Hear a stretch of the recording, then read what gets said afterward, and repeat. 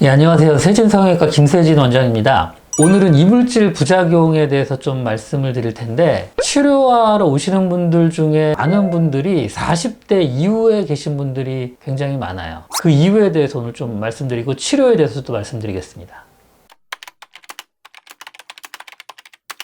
사실 나이 많으신 분들이 이물질 부작용이 더 심하게 일어나는 건 아니고요. 그 이유는 이 이물질 부작용 자체가 시간이 좀 지나서 일어나기 때문에 그래요. 이런 시술을 받고 5년에서 10년 정도 지난 다음에 부작용을 느껴서 오시기 때문에, 사실 이 시술을 뭐 10대 하진 않으시겠죠. 뭐 20대나 30대 하시기 때문에 그 시술을 받고 난 이후 한 10년 정도 뒤를 보면은 그게 한 30대, 40대, 50대가 되시는 거예요. 그리고 이런 이물질 부작용 시술 자체를 병원이 아닌 데서 하시는데, 이런 시술 받으시는 분 자체들이 연세도 좀 있고, 그리고 시술을 받고 나서도 부작용 자체가 중요한 건 5년에서 10년 정도 있다가 일어나기 때문에, 부작용을 느끼셨을 땐 이미 나이가 꽤 드신 다음이에요.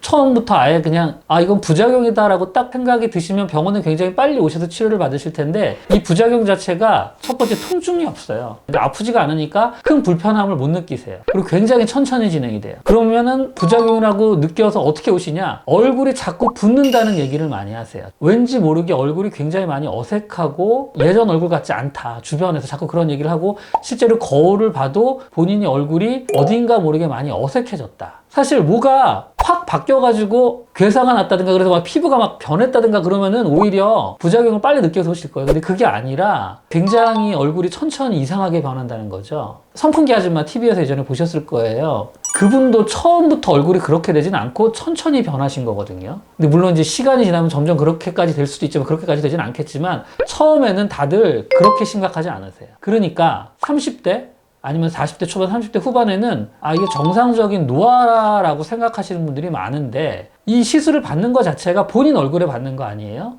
그렇다면은 굉장히 안전하다고 믿고 받으시는 거예요. 당연히 본인 얼굴에다 받으시는 거니까. 그러니까 이 부작용이 생길 거란 의심을 거의 못 하세요. 그리고 5년, 10년 그냥 사시는 거예요. 근데 이게 늦게 오시면은 심각한 이유가 뭐냐면은 치료가 되기가 힘들어요. 이 조직이 많이 변하거든요. 그러면 이미 변한 조직은 다시 회복이 잘 안 돼요. 물론 어느 정도 회복이 되긴 되는데, 이 조직이 많이 변하셨기 때문에 다시 예전으로 돌아가기가 힘들어요. 그래서 사실 부작용이 조금 느끼시면은 최대한 빨리 오셔서 치료를 받으시는 게 좋습니다.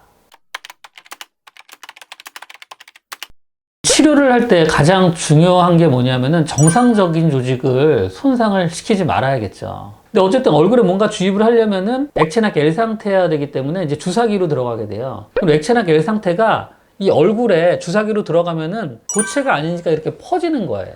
그러면 어떤 상태라고 상상을 하시면 되냐면, 스폰지가 우리 조직, 우리 몸이라고 생각하시면 돼요. 우리 얼굴이라고 생각하시면 되고요. 스폰지에다가 주사기로 바늘을 찔러서 손동이나 젤 같은 걸 이렇게 쭉 주입을 한다고 생각하시면 되고요. 그 스폰지에 그 젤이 쭉 스며든 거라고 생각하시면 되고, 그 이제 얼굴에 스며들어서 부작용이 이제 생긴 상태로 오신 거죠. 그럼 부작용은 왜 생기는 거냐라면은, 그 스며들어 있는 그 이물질 자체가 막 변하는 게 아니라, 그 스며든 이물질 때문에 우리 몸에 있는 면역세포들이 면역 반응을 일으키면서 우리 몸이 변해서 부작용이 되는 거예요. 그래서 이미 변한 우리 몸이기 때문에 다시 돌아가기가 힘들다는 거죠.